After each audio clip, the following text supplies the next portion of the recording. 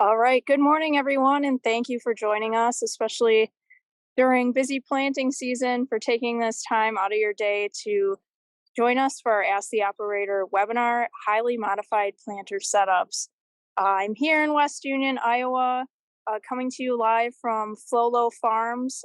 As you may or may not know, Lauren Steinlage is our Conservation Ag Operator Fellow this year, and he invited me down so we could take a look at his planter during planting season. So he's going to be talking about the planter setup, how he's modified it, why he did that, and answer your questions too. So I'd first like to thank ANI Products for sponsoring the Conservation Ag Operator Fellowship this year.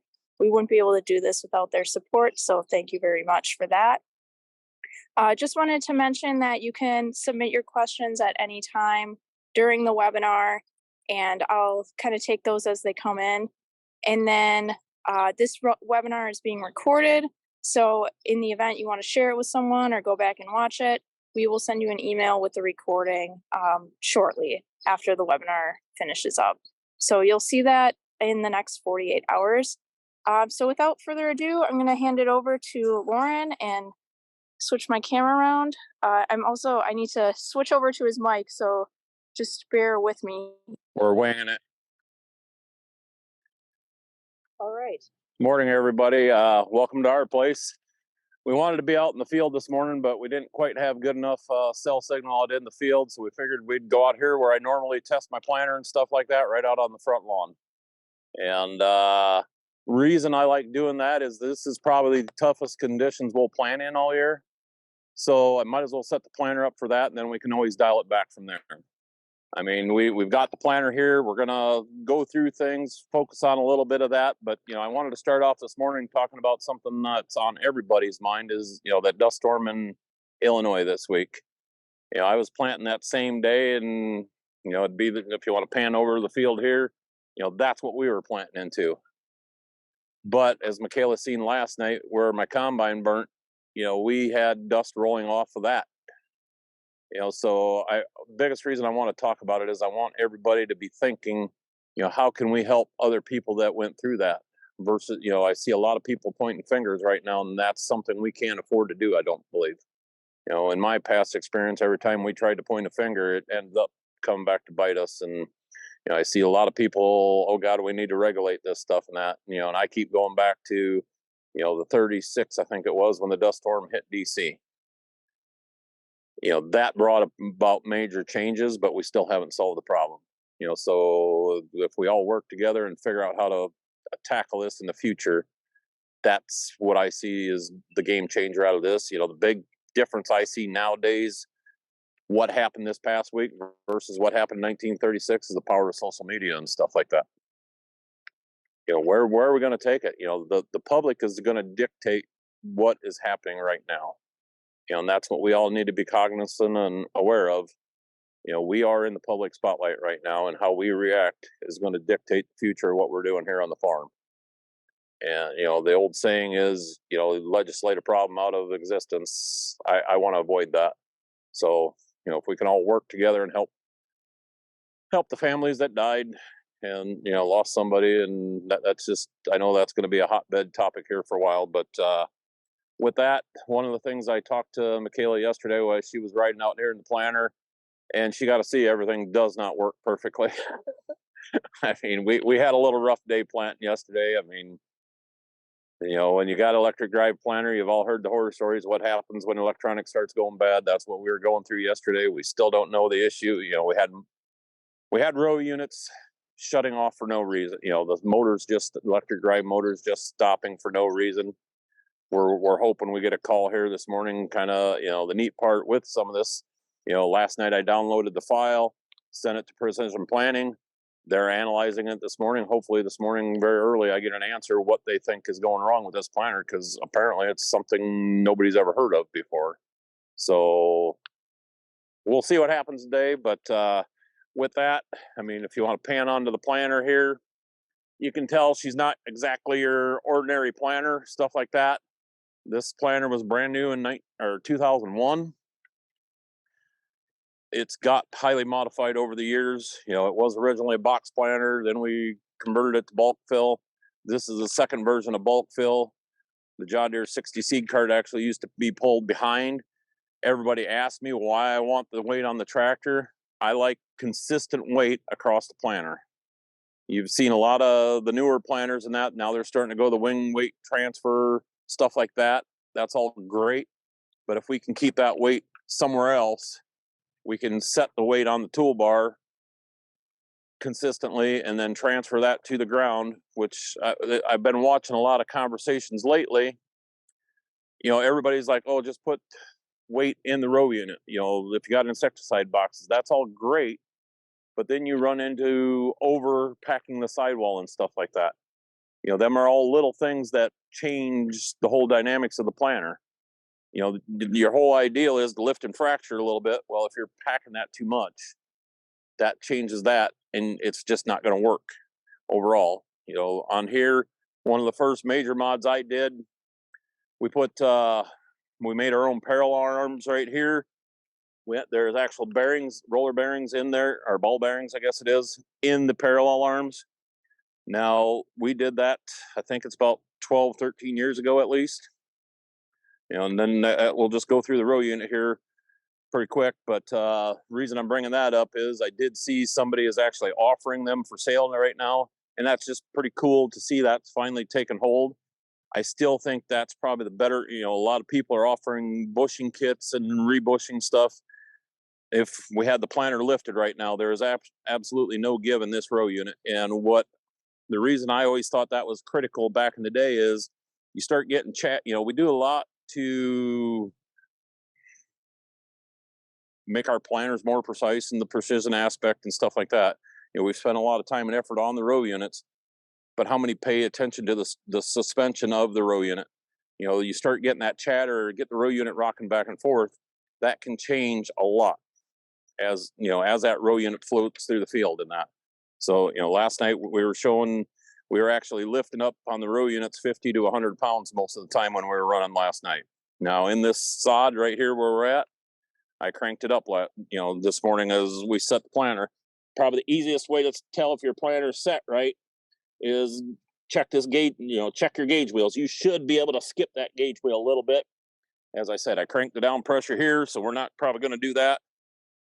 But, in normal conditions, I'd want to come back here and just barely be able to skip that row, that tire, just shove it a little bit. And then, setting them gauge wheels is a critical thing. You can tell we're wiping the blade. You can't really see it from this angle, but if we get down there, you can tell we're wiping the blade. When the planter is lifted, I like to be able to roll that tire and it should lift itself just a little bit. On here, we have Schaefer rebounders. That's to get that seed in the bottom of the furrow. If I had different soils, I would probably like the seed firmers better. But in our soils, they tend to drag a little bit. But I think our soils are starting to change enough now that we might be going back to the seed firmers after what I've seen on a test this year already. It's just learning to adapt to your farm and your operation. That's probably the biggest thing you can learn to do. But the essence of the whole planter is to cut the residue, place the seed, close the seed. Everything else we do is fluff. So if we can figure out how to maximize them, that's what key performance is going to be about to me. And I'm just checking them. I did make some notes. I'm getting old enough. I got to do that. But let's scoot over the end of the toolbar here. I mean, everybody, when you're setting a planter, most people, if you want to zoom in right on the end of the toolbar there, that's how we add weight to the bar. 6-inch flat steel shoves in that bar perfectly. And then I just made a simple lock there to lock it in place. We had plenty of 6-inch plate available, so we needed more weight, so we shoved it right there in front. And like I said, I probably wouldn't have went and bought it, but from another project, we had 6-inch plate available, and figured out that it just shoved in there nice. Like I said, it looks like I got a lot of weight on the planter, but the main reason I have that is for when I do custom work and that. As Michaela seen yesterday, our soils generally don't need the extra down pressure. But once you go to the hydraulic downforce, you start realizing you need that extra weight in that just to keep that bar consistent. You know, the first time we pulled into without all the weight on there, we pulled into a neighbor's field, and this planter was just like it was bouncing. Everything going good there? Mhm. So, but another thing on the list I was going to show you is our closing wheel spacing. Again, that's going to be kind of hard to do with the planter down, but we'll go to this row. This is, you know, if you notice, I've got my closing wheels plenty far apart. The ideal is your seed depth and your spacing on the tips of your closing wheel should be about the same. That way you're applying that maximum pressure at the point the seed is at. So, you know, the other thing while we're here, if you look at this row versus that row, this row is centered on the row. That row I've got to adjust. You know, getting the tail wheel section centered is another critical part to closing. While we're here, you can see the seed rebounder up there. But the other thing is we're running a Valiant seed tube that helps keep the blades apart, your inside scraper. It's actually a hardened scraper that will wear better.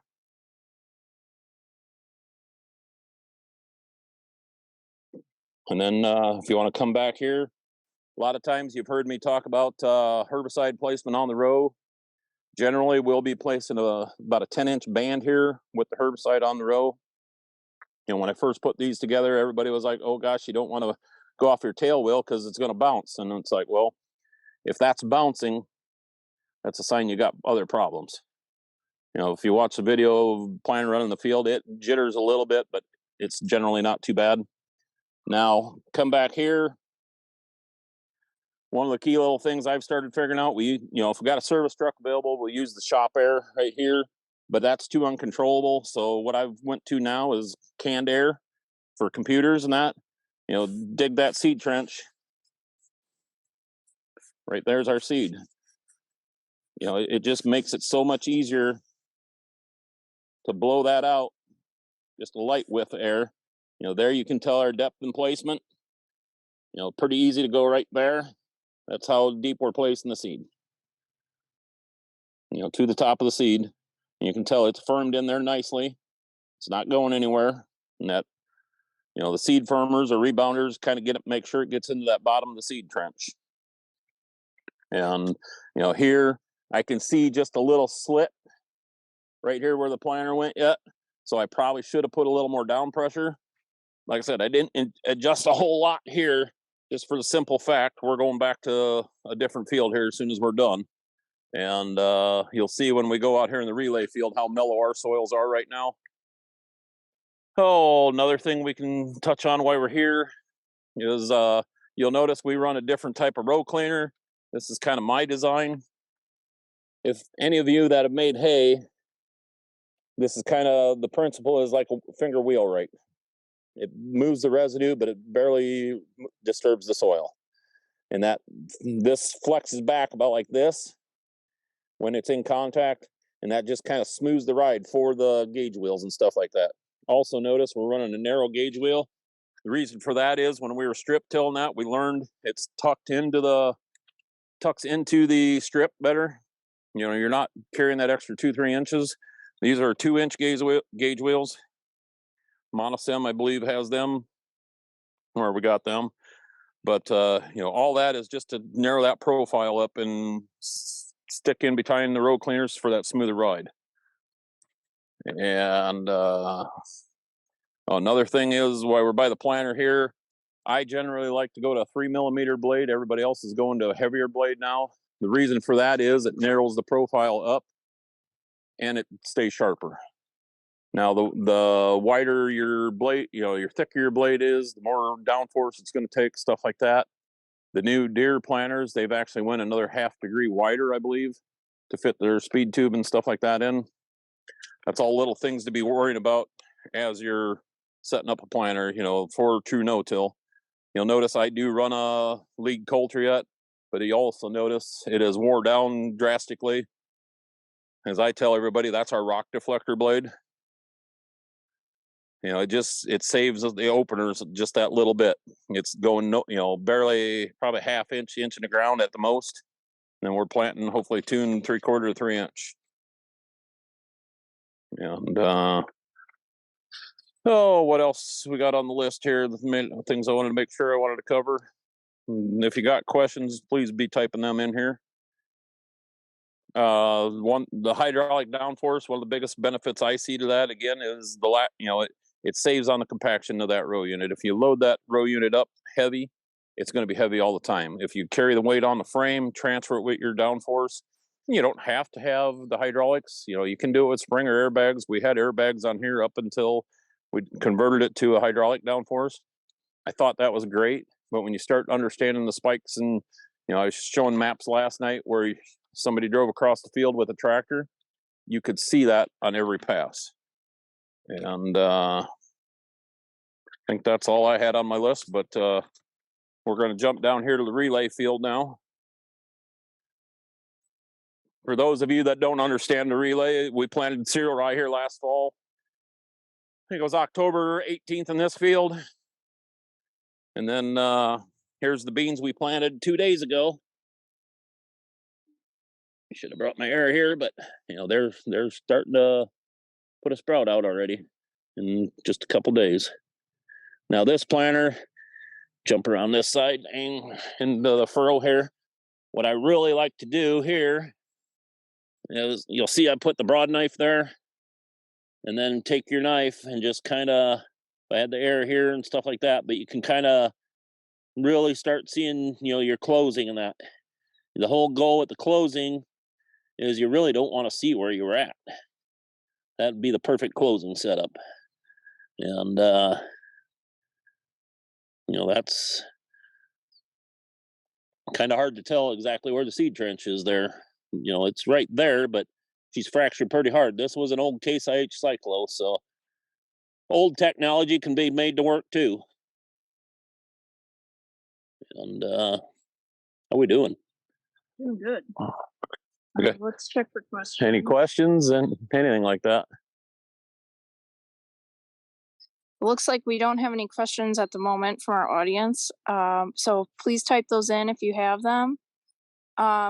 Lauren, I guess I'll ask you to talk a little bit about what the issue was yesterday, and then how you went about doing workarounds for it, and so you could keep planting. Oh, I don't know if we actually figured it out yet, but what the issue we were having yesterday is, as I said earlier, this is electric drive planter that was built, I think 2014, 15, I can't remember for sure. But it's got enough age on it. I don't know if we're starting to have some wiring issues show up, what's happening. The neat part is with the tech, this is Precision 2020. I was on the phone with tech support, and we were trying to work through the problems. And we kept trying different things. The biggest thing I learned is I could cycle the meters and stuff like that. But what really seemed to be is them meters. We can just go up here and show you a little bit what we're having the issue with.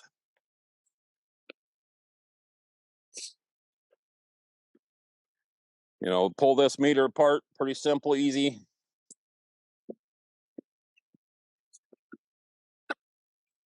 Should have had my spare out here ready for that one.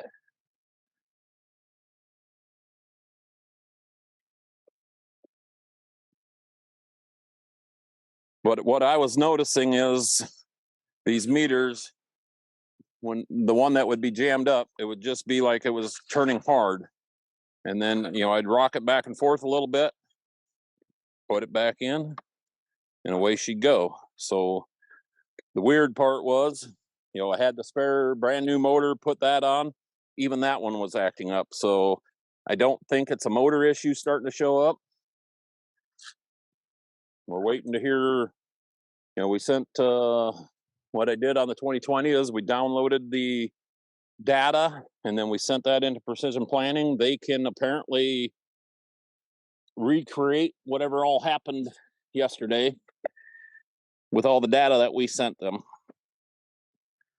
So I hope we get some answers this morning. I mean, it did settle out pretty good last night there. We planted 10, 15 acres almost nonstop there towards the end, but then it did throw a code. What was that? 1 or 2 rounds left. So we know it's not gone completely.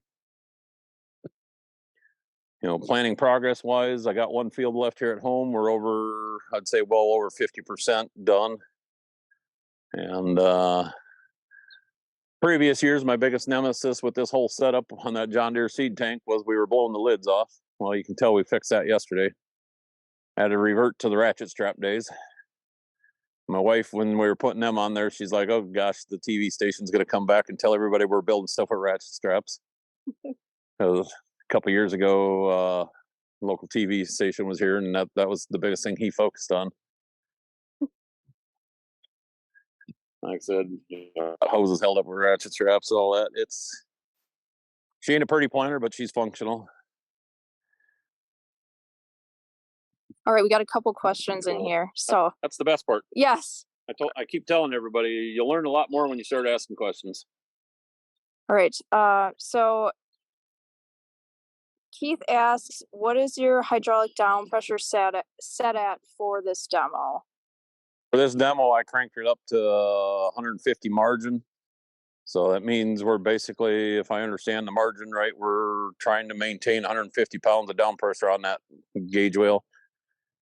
In comparison, yesterday we were running down in the 50, 60 range in normal going.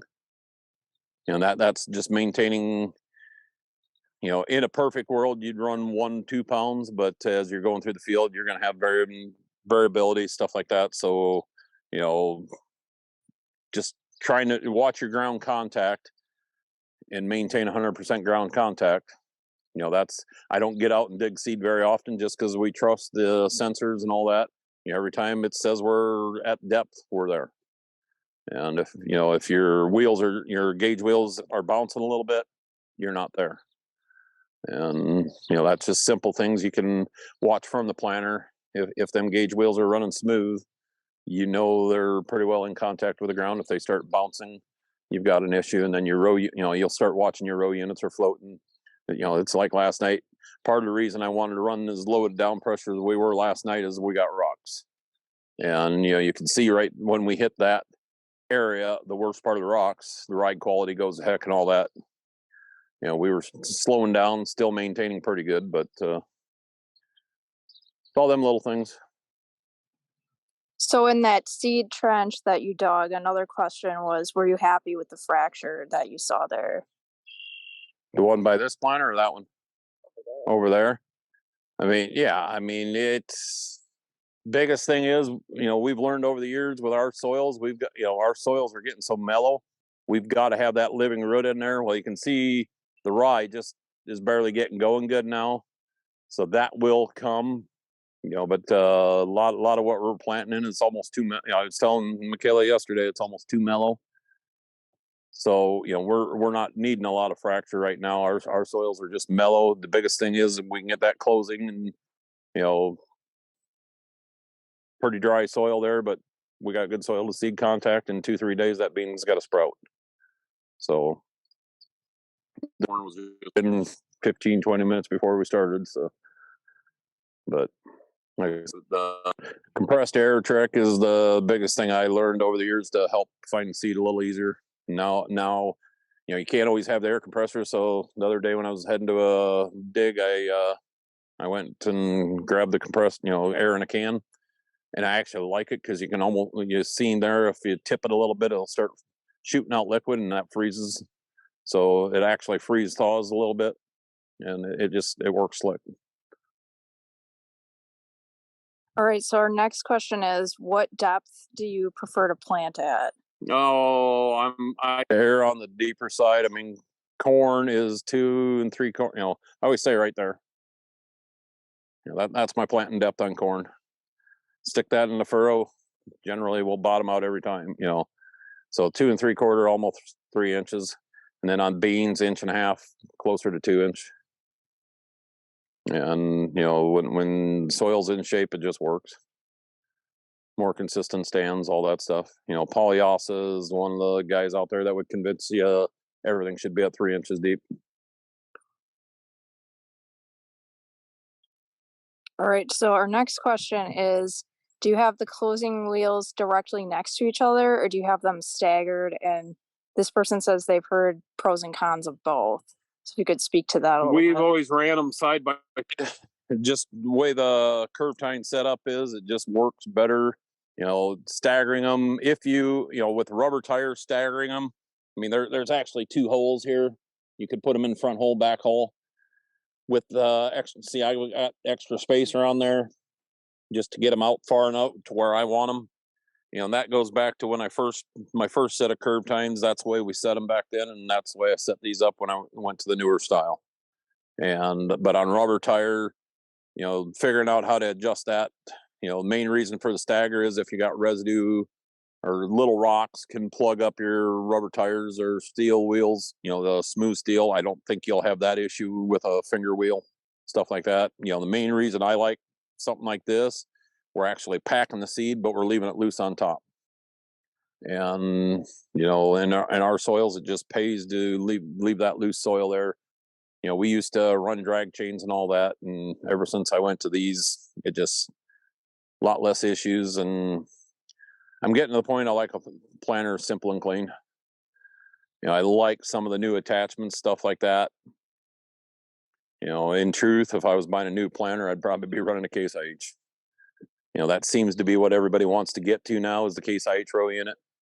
That's why we're running the cyclos on beans and that. They're just simple, they work, and pretty forgiving. And one of the things I'd like to see here is the swivel on the tail wheel, stuff like that, self-centering. I know we were working on some of that, but I don't know what the status is on some of that anymore. So our next question is, do you use starter fertilizer for corn?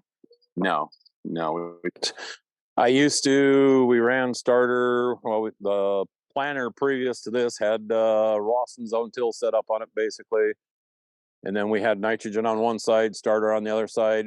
And I'll never forget the one year we were trying to finish out. We had like 10 acres left. We ran out of starter. Like, heck with it. Just put nitrogen in the starter tanks and see what happens.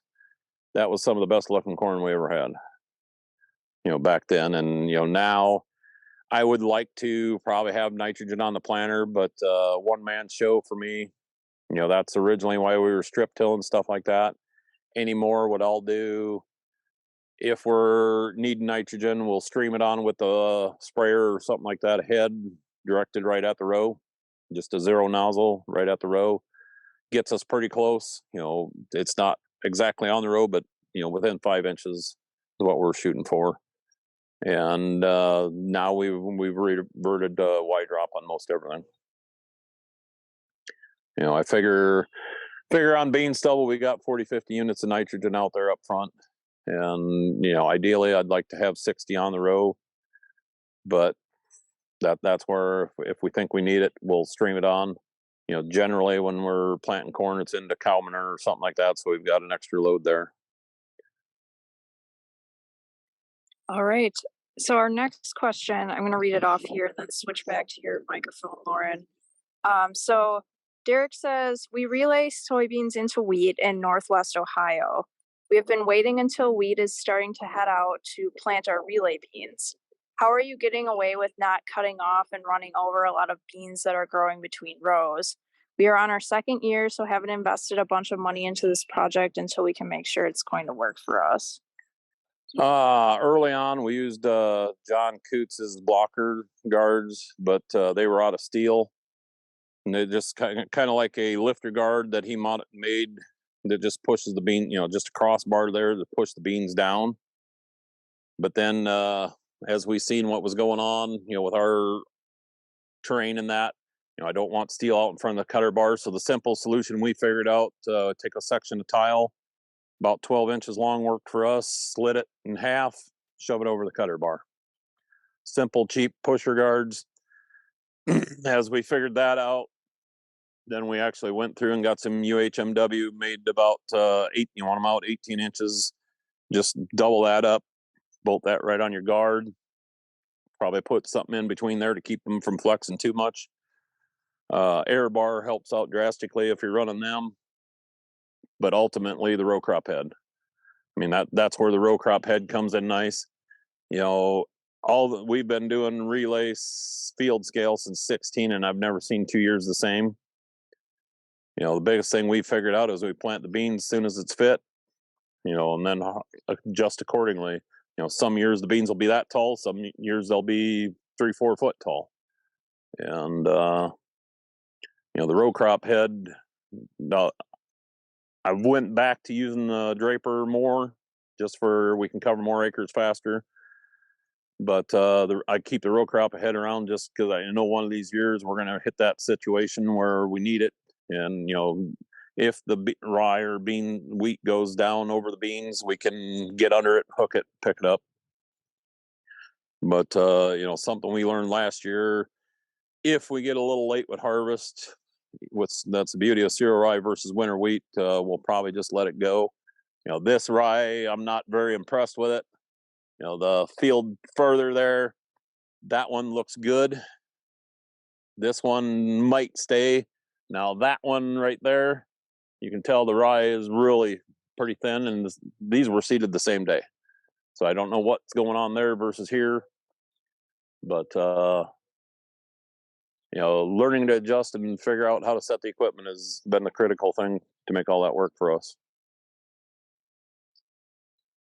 And I think that goes into our next question, which is which of the adjustments to your planter do you think has provided the best benefit to your farm? That's part one of the question.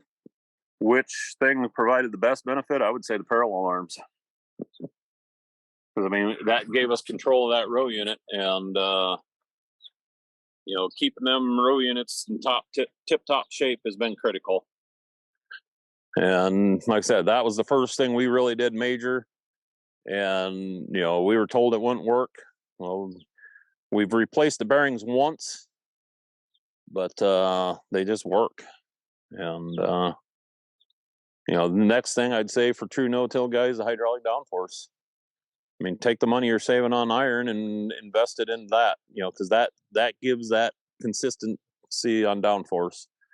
And you know, I've seen over compact site, you know, mohawk roots and stuff like that. You know, the closing wheels was another big thing for us. You know, that I had some land out on the other side of the driftless area here. The ground just changes drastically, and I always tell everybody that farm made me the farmer I am today. But learning how to alleviate sidewall compaction and stuff like that has probably been the biggest thing. And you know, if I was building a new planter,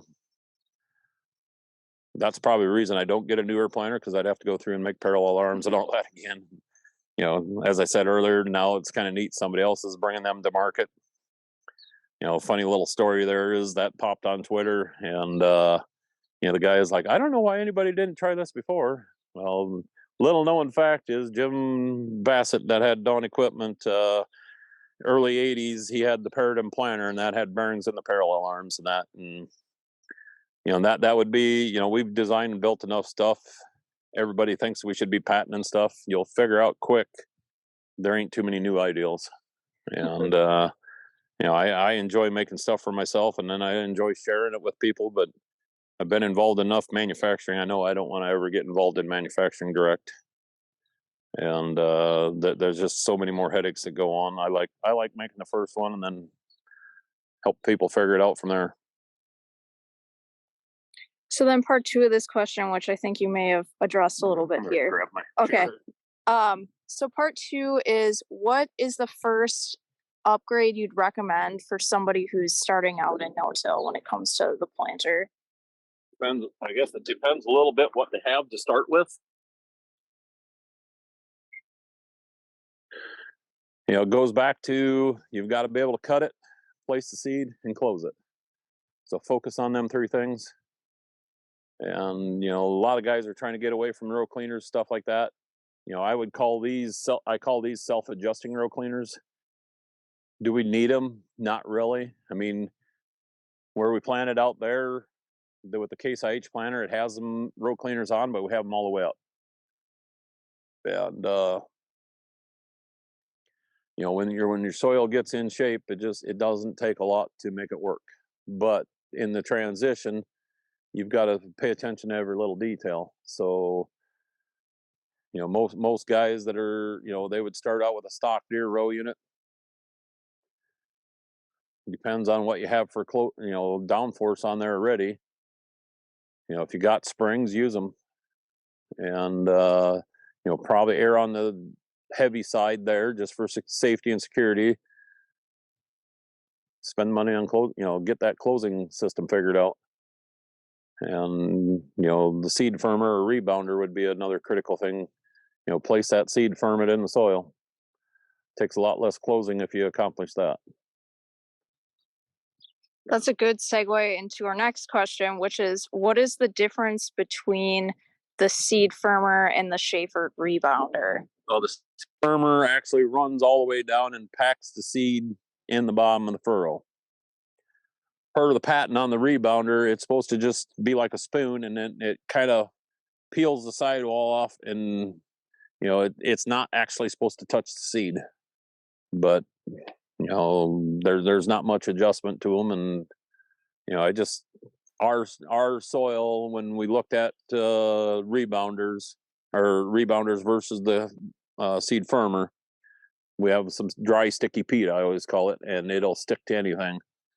So I heard, seen and heard a lot about seed dragging. We didn't want that. So trying to not create a new problem is probably the key. Solve a problem, don't create another one.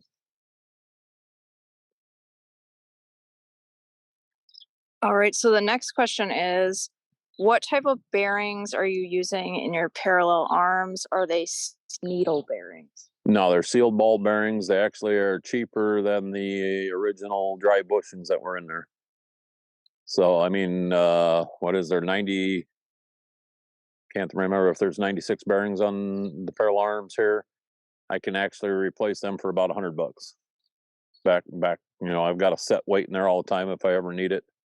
But, they're just cheap Chinese bearings, which, when we made them hard enough that we could shove a dry bushing in there if we had to. But, once when we converted the planter from to electric drive and all that, that's when we took all the 3-bushel hoppers, all that went away. And we had everything apart, so we went through and replaced all the bearings. I had one bearing starting to go out, and that was because of an assembly error. I learned we need a longer shank bolt in there, because when we tightened it down, the shim hooked the last thread and kind of peeled right into took the seal out of the bearing. And I think we're going on 7-8 years since I did that now. And or since we had them apart, I can't. I'm getting old. I can't remember exactly when we did stuff anymore. And part of me wondered yesterday if what our problem was, because this planter never even came out of the shed last year. So I didn't know if that year setting was hard on the electric drives. But when you sit down and reason things out, it couldn't have been, because number 6 is the one that we put the new motor on, and that within a round it was acting up. So learn to reason. It's go back to the conversation we were having with the precision guy. One of the things they had us do is shut the swath control off in case we had stray dot, map data or something for some odd reason. So with some of this GPS stuff going on, you might, I remember when we were first doing GPS back in the early 90s, they'd have satellite issues and you'd have dots out in the middle of nowhere. So I didn't know if that was happening again or something like that. But as I was driving the planter home last night, I kept thinking about it, and I hope we weren't going down the wrong path with that, because it goes back to the way I was cycling the meters, and that it shouldn't, stray map data wouldn't have mattered. That meter was just like it was jammed up for some reason. So hopefully we get answers. Yeah, definitely. Hopefully by the end of this webinar. Just a reminder for anyone who wants to ask questions, you can submit those through the Q&A section. Our next question is, are you concerned about breathing the sprayers drift all along the day while planting if you spray after. Oh, so that's part one. And then if you spray after planting, do you spend less time spraying because you're using it with the planter? Am I worried about breathing the spray? Usually, if everything's working, I'm up there in the cab, and the only time the herbicide's going on or whatever we're applying there. This year, I'll back up and say this year the plan was I was going to switch nozzles and we were just going to inject, shoot a straight stream of biological compost tea right at the seed. With the knee issues and that I got going on, I decided I'm going to safety up this year and just go with what we know. So we're not even running herbicide this year or anything. Yeah, I safetied up on a lot, and that used to be the big argument against applying on the planter. The time you spend doing it. The key I like about here is the actual placement, and you can tell this planter don't get washed off, so we don't get a lot of drift. We're running pretty low, not low pressure, low high droplet nozzles. I don't get too excited over it. If we were getting a lot of drift, this planter would have been covered with dust and stuff like that. So, as far as the overall time commitment, I used to do all my own spraying. I've invested now. Well, as of 2 days ago, we got the second sprayer, and we're doing custom spraying in that. And you can catch up so quick with a 120-foot boom, and gives you more options. I still like the herbicide ban for what we're all doing, but with no more corn than I'm growing, I'm not too focused on that. Even the interseeding, that interseeding and that is the main reason we use the bans and stuff like that to set us up for the interseeding and that. But I don't know how much interseeding I'll be doing this year, and I've got other things going on I'm focused on, so it's options, but like I said, my plan this year was we're going to swap out nozzles and that, and last minute I'm like, heck, until 2-3 days ago I was not even going to plant corn at one point. So I tell everybody we adjust on the fly. We adjust on the fly. Can you talk a little bit about that? Why you decided to plant corn, and then what hybrid of corn you planted? Main reason we are growing corn this year is I've got a neighbor feedlot that wants to buy corn. And that biggest thing that'll help us do is, well, number one, it gives us better access to the manure and stuff like that. And then we're growing non-GMO corn just specifically because we don't need the traits. We shouldn't have, like the field we were in last night hasn't had corn on it for 2-3 years. So that's the beauty of starting to back away from all corn on corn like we used to be. We don't need all the traits, we don't need the fungicide, insecticide, hopefully, and all that. I'm low input, low budget. We were talking about that yesterday too. Can you tell everybody what your inputs are? My inputs, we're putting corn and beans in now, and we got manure on a third of the acres this year, and then like the corn, we'll be putting nitrogen on. And I was joking last night. It's kind of hard to win a nutrient management award when we don't apply many nutrients. So, but we're relying on biology for a lot of it, and I don't want to make any of the biology folks mad or that, but go back 10 years ago when we first started playing with some of the products. Them are the products that it would actually cost us yield. The breeze is picking up. Should we sneak into the shop there? So we don't get many wind noises. We're just moving into the shop to get out of the wind here for a minute. So hopefully you'll be able to hear us a little better. Yes. Sun's coming up. And if we have about a little less than 15 minutes left here, so if you have any last minute questions, make sure to get those in. So I guess I'll ask, yesterday when we were out in the field, we could see an area where you had done there was hybrid rye and then open pollinated rye. Can you talk a little bit about what your goal was there and then what your observations are? Well, we were involved in a test for hybrid rye there on the relay system last summer, and the yield is there. The biggest thing we got to do with hybrid rye is figure out the marketing. Because you cannot save the seed and plant the seed like the open pollinated varieties we can, and we're working through channels trying to help figure some of that stuff out. But the biggest thing we saw last couple days here is where the hybrid rye was, we had no volunteer rye. Where the open pollinated rye was, we had volunteer rye, which usually when I'm doing the relay, I like to set the combine plenty tight so we actually get, usually it figures up to a quarter to half a bushel an acre when I've done stand counts and that we end up with for stand out there on a volunteer crop. So as I'm looking at that, I'm trying to figure out what happened. If you really start looking at it, you could tell we combined the beans at an angle. Well, we must have been taking a little rye through the combine because there was just a hint of rye in the hybrid for the little triangle where the combine went across both. So you start trying to understand some of that, and the only thing I could figure out, a lot of it had to do with the residue levels.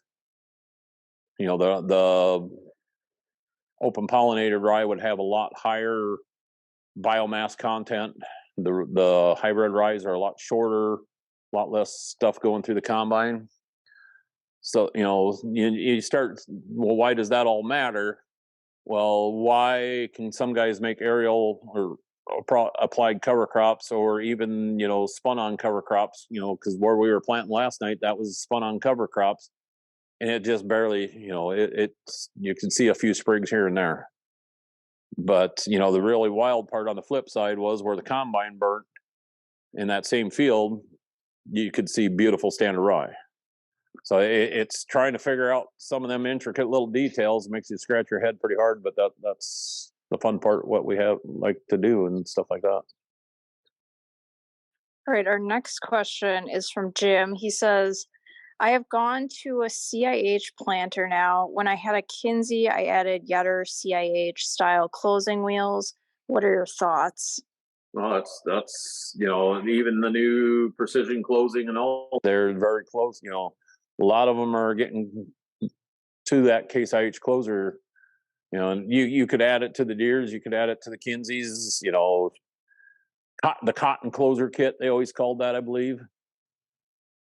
Is it the perfect setup? I don't know. It's all learning how to set it in your soil. And I said, I'm running 2 cyclos now. Son-in-law, they're running 2 brand new early riser planters. They love them. And Case IH used to get credit for no-till ready out of the box, but Deere and Kinsey sold a lot more planters. So what's right, what's wrong? I think it's what you can make work in your soils. And what I'm seeing personally is it's a lot easier to get that Case IH row unit to work good, and a lot less maintenance. And I'm starting to think if I took some of the stuff on this planter and put it on one of them cyclos, what would we have? And the parallel arms on them Case IH older ones, especially, I see the newer ones, they're a lot beefier. And that's all things I would start looking at improving on that Case IH row unit. But like I said, I've been around the Son-in-law's new one. They've got a lot of computer issues to figure out yet. And, that's some of with the Case IH monitor. That would be my biggest fear. And they have precision technology, but my understanding, they're trying to run it with Case IH Pro 700 or something like that, and there's some issues there. All right, our next question is from Paul Yasa. I'm gonna read it and then switch back over to your mic. So he's asking about interseeding. With your interseeded cover crops in your relay crops, do you have APHs for those practices for crop insurance purposes, or do you not have crop insurance? Your practices reduce risk, so crop insurance isn't needed as much. Hardly agree with him, and thank you, Paul. One of the idols right there. So thank you. The biggest thing we learned early on with the interseeding and that, I mean, we were working with RMA all these years. You know, I went to a meeting once, and when I go to a meeting like that, I try to sit in the back of the room and try to find out who's in the audience. And somebody called me in on a question, and the RMA guy that was right up front says, "Don't worry, Lauren, we know what you're doing. We're watching." And so, you know, we can't hide. But the biggest thing we learned early on, I mean, we've never lost yield to the interseed cover crop. I mean, I used to share data when we first were starting to do it. You know, we could show 15 bushel an acre gain with the interseeding. You know, and then I think No-Till Farmer had a article on that same time. A guy from Pennsylvania was showing the same numbers. If Chris Teachout was doing some of that, you know, we had his numbers. If you looked at the right mix, he was showing the 15 bushel an acre, plus the people in France were showing the same thing. So there's got to be something to that. You know, the biggest thing we seen back then was probably hairy vetch seemed to be the common denominator on a lot of that for the interseeding. You know, the bad part there is hairy vetch went through a couple of years there. It was hard to get seed and stuff like that. So, you know, when I'm picking interseed mixes and stuff like that, the biggest thing I focus, you know, I'm a tight German, and you know, I hear what some of these guys spend on mixes, and unless you've got the grazing option, you've got to be cheap. You know, the most we've ever spent was probably $15 an acre. But back on track there with the RMA, biggest thing we learned early in the game is to read the rules and understand the rules and that. And you know, there was an RMA fact sheet that we went by pretty hard, and it, you know, I kept that all the years when we first started doing it. And the key wording is you've got to have separate management zones. You know, even into the relay, that's how we started getting, you know, we were heavily involved in getting the waiver on the relay cropping and stuff like that. But you know, learning to understand the rules and that is probably what helped us through that. You know, granted, we hardly ever had hardly ever had a claim, especially anything even closely related to interseeding and that. And you know, the more comfortable we got, that, you know, we started out V8 for safety because that's what we heard people were doing, and then we gradually, you know, we're down to V3, V4 now. It would be when I would be interseeding, but that really starts playing with that herbicide game and stuff like that, trying to understand them little things. And for those of you watching, look up YouTube Paul Yassa. That's some of the he'd do that planter deal justice. I mean, he's one of those guys that I respect. You know, that's where I've learned a lot of what I've learned over the years. You know, and that's the beauty of the network we built. You know, we're building. You know, you don't have to know everything. You just need to know who to call. And you know, I've been proud to be with Paul several times and seen him do a planter school. It's like, that's impressive. Yes, thank you for joining us this morning. And we do have some new farmers on the call. So we got a question. Can you explain exactly what interseeding is and how that works? Eating in corn, that we started doing that back in '06. And part of the reason I started back then was we were at that point, we were 100% corn on corn. I had been hearing the value of diversity in our, you know, cropping mix and that, but you know, we had a market for corn, so that's what we focused on. And my mindset back then was, you know, everybody wants to emulate nature. Well, what is the tall grass prairie? It's tall grass with forbs underneath. Well, when you start figuring out corn with interseeding, you know, fast forward to 2012, the NRCS came out here and did studies, and at that point, I hadn't told a lot of people what we were doing, but we had testing done on our farm back then already that basically showed we were on par or better than native soils. You know, and you start reasoning out what we were doing different than other people in that, and you know, it's that tall grass with the understory. You know, and I would love to keep going with that, but all my neighbors like growing corn too. So if I'm going to compete with them, I got to compete. If I'm going to do something different, I can do something different. But you know, back to the interseeding, you know, a lot of my early education came from reading about University of Tennessee had some of the best data from the 1870s to early 1900s. The neat part is what worked back then was annual ryegrass, clovers, alfalfa, cowpeas, stuff like that. All things that that's why we started with some of the stuff we started with now. It's just the neat part is now we have the technology to do it. We can place that herbicide in the band and then have the open area there for the herbicide interaction between your interseed and covers can be a big challenge for a lot of people to overcome. And most people don't want to do the commitment to really focus on making that work. So, the main reason we're doing it is number one, to get the diversity in there. Following year, we've maintained clover in standing corn for up to 7-8 years, even in through soybeans and stuff like that. But keeping that live root in the soil all the time. If you start to understand the carbon exchange and stuff like that, that's been the key deciding factor for us why we've done it all. Now fast forward to what we're doing nowadays. We're working with congressmen and senators and stuff like that. We've got data coming off of our farm that shows we as a farmer can make a difference through flood mitigation and with our improved infiltration and water holding capacity, all that stuff. That goes back to what I started off talking about. The deal in Illinois. That's how we can help people understand that we farmers can make a difference, but we've got to show it to other farmers in a way that helps them make money. Because that's what's going to drive 99% of the farmers is the cash flow. So, that's, to me, that's way better than an incentive program or a government-based program. Let's show them how we can make money. And, that's what's brought us all the way to the relay cropping. Now we're doing a cropping system that promotes all that. And we're having a hard time even getting subsidized on crop insurance. So that's pretty cool to me. It's been a challenge. It's been fun, but, getting some of them minor little things figured out is, that's what's drives a guy, but that's also what's going to keep pushing a guy moving forward. To me, I look forward to a day when I don't see any monocrop crops. That's probably a bold statement for a lot of people, but when you see what some guys are capable of doing, if you want to eliminate weeds and all that stuff, keep that live plant out there.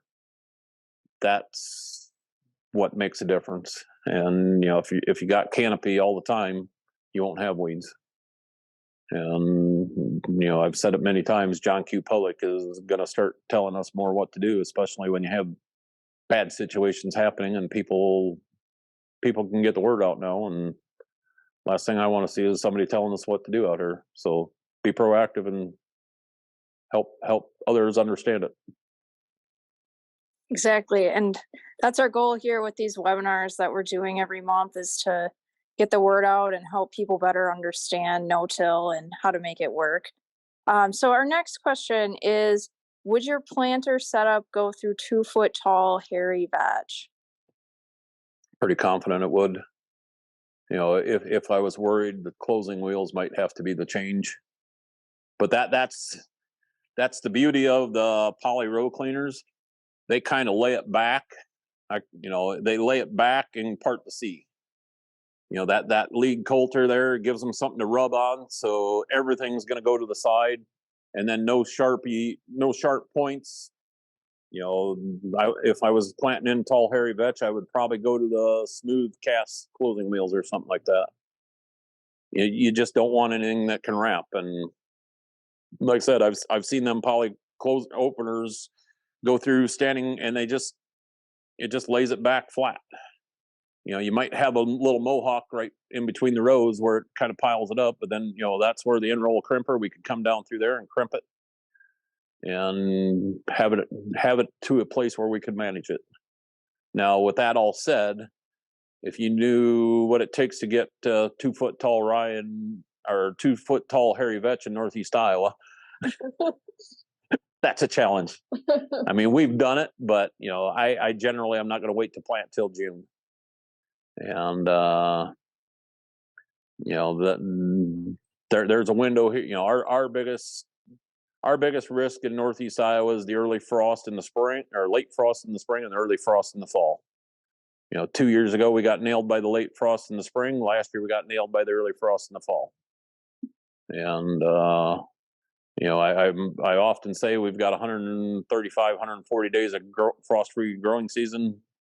I'm a little worried that's changing, and that's part of why we're changing our cropping system and that too. Hopefully help adopt for that. But then, I'm the dumb one that planted 3.9 beans Monday in Northeast Iowa too. So, but we know on the relay, we know that's what it takes to get the yield here. So it's a risk we're willing to take.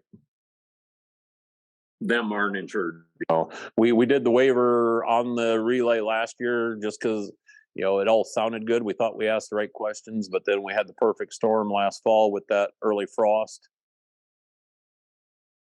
The biggest problem with the whole waiver program and why I'm not doing it this year is combine your regular beans with your relay beans, and we had pretty good regular beans last year, and then our relay beans we had one farm we could have got payment if we had individual units.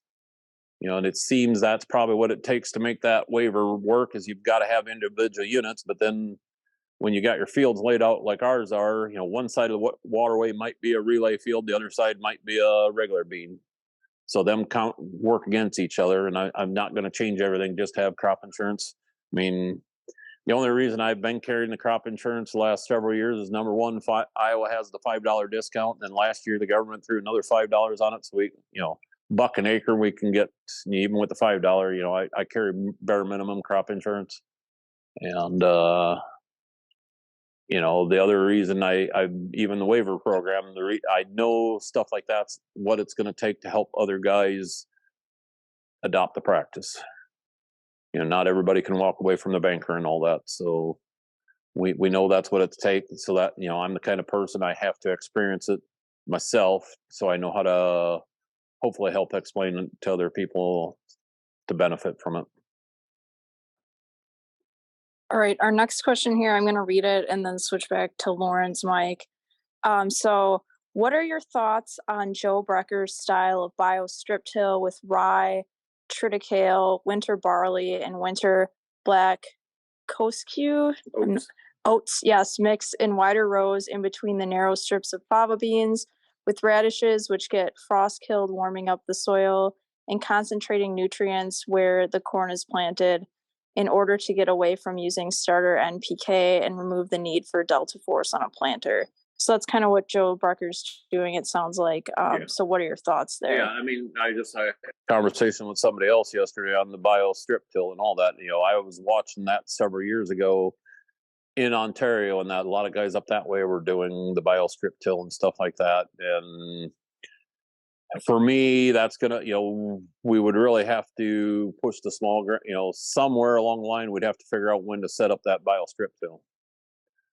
And, with the relay cropping and all that, we're not growing monocrop small grains generally. That would be the window where I could establish something like that. If I'd switch to monocrop small grains, or, something where we could be harvesting it off in July and then establish them bio strips and stuff like that in there. And I love the idea of stuff like that, but, we don't have the grazing option. We don't have a lot of that stuff. And, I can go find somebody that wants to graze, but, I've been trying that for 10 years now. And, I've offered free grazing, and there's just not that many cattle around here anymore. And I can't work around cattle myself, so I'm not going there. And, if somebody wants to, give them my name and number, we'll make it happen. But all right, so our next question, I think it must be in reference to one of your other answers. How does the in-row work? Does it cut too much material if set too high? In-roll, the biggest thing there is learning it's got the hydraulic depth adjust or down pressure adjustment. You can't, I run with knives on all the time.